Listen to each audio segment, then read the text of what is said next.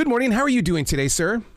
Oh, I'm very well, Errol. Thank you. How are you? Doing fantastic. I just wish my father were sitting right here beside me right now because, this was his movie. It was over and over again. We did it at the drive-in. We did it at a theater. We did it on television. And then for you to have this book now, somehow, some way, his spirit is in this room. Oh, excellent. Glad to hear it. What led you into this? Is it because there's a lot of questions about it? Because, that was 1967 was a time period where a lot of people were looking for an escape, and yet this movie changed a lot of things. Oh, it certainly did. As the director of the film, Robert Aldrich, said at the time, no, actually a few years after the film came out, he said, it's the result of a perfect storm. We could never have guessed that the young people on college campuses would be protesting the escalation of the Vietnam War. We never would have known the Vietnam War would be escalating. Or World War II veterans who were very much still alive would appreciate a film such as this. And so it all came together in a kind of a confluence to make it the #1 film in the country in 1967 and the 6th highest grossing film in the history of MGM. Wow. So with that in mind, and like I've said a number of times, it's kind of resonated through the years, and it's still as popular as ever.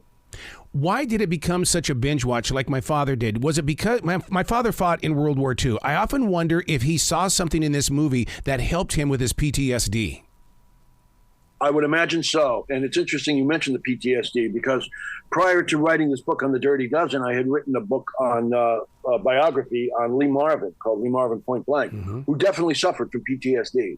He had every symptom you can imagine.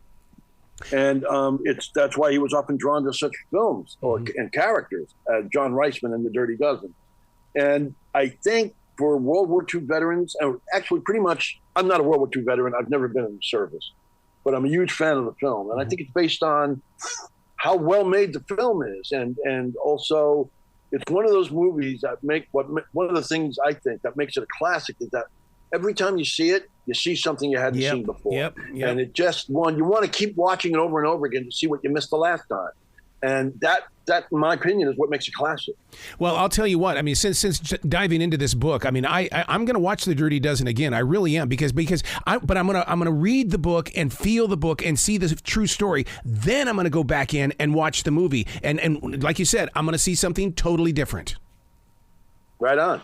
Right on. Glad to hear that. I'll give you a real good example. I was talking to a friend of mine recently who had said, when I told him I had written this book, and he said, "That's great. I'm gonna watch the movie and then I'm gonna read your book." And I said, "You know what, Jim? You may want to do it the other way around, right? Because if you read the book first, that'll prepare you for things you hadn't seen before, even though you'd seen the movie." Yep. Real quick example. You know that great scene when Lee Marvin goads Clint Walker into stabbing him with a knife, and when they were rehearsing that scene, Robert Aldrich had pulled Clint Walker's thumb while they were walking and talking. And the night before, Clint Walker had cut his thumb making dinner. And he didn't say anything, but Lee Marvin kept tapping Bob Aldrich on the shoulder going, "Bob, Bob." And Aldrich went, "What is it, Lee?" And he goes, "Clint cut his finger last night. It's got 10 stitches in there." And he went, "Oh, geez, I'm sorry." Now, what's interesting is Clint Walker told me that story. Once I knew that, I watched the DVD of The Dirty Dozen, and I slowed that scene down when Lee Marvin pulls the scabbard off the knife, and you can see this big black line on Clint Walker's thumb. Oh, my God. Yeah. Check it out.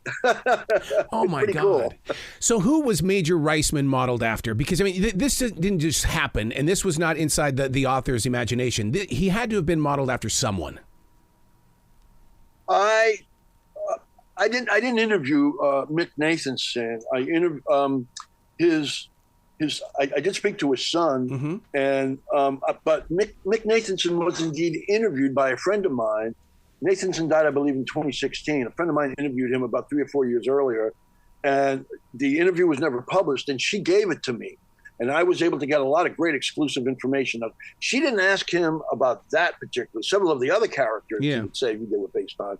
Now, the entire book was a work of fiction, but Mick Nathanson's son, Michael, said that John Reisman was based on a friend of his father's that he had known in the military, but he didn't go into detail on who it was. Wow. So there's that.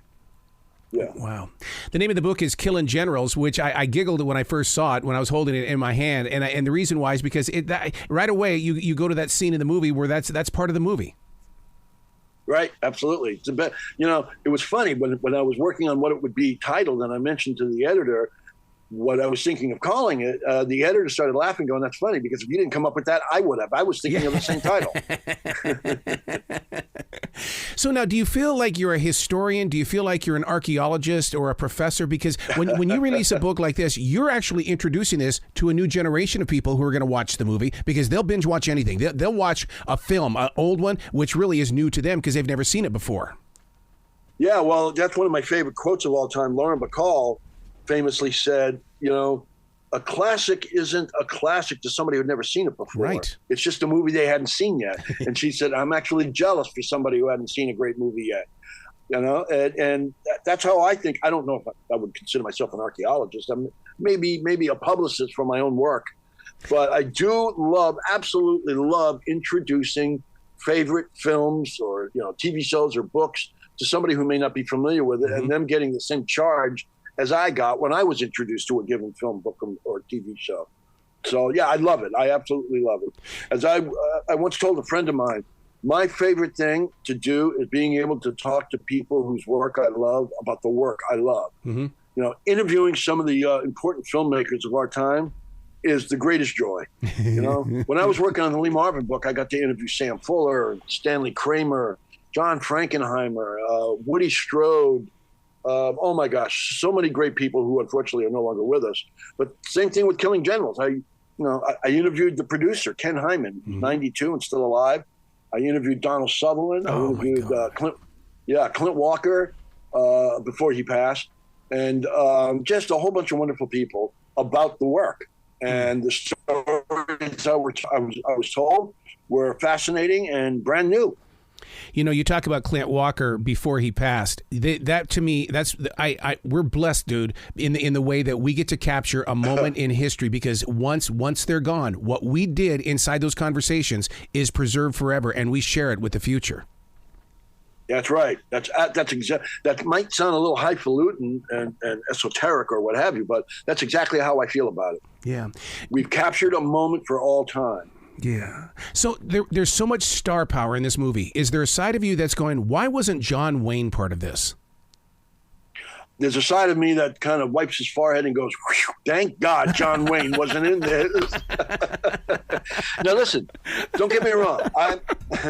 I'm a John Wayne fan. I love some of his films. I thought he was incredible in The Searchers and The Quiet Man and True Grit, and many of his films. But the problem with John Wayne is, especially as he got older, and it would have been within that time period too. Yep. John Wayne, his characters always had to have them be you're either for us or you're against us. Okay. And if you're against us, you're dead meat. Yeah. And he would have turned that into the Dirty Dozen. Mm-hmm. And because he turned down the Dirty Dozen, by the way, he was offered the role. What he wound up making instead was the movie The Green Berets. Ooh. which is that's classic John Wayne. It was his answer to those who were against the Vietnam War.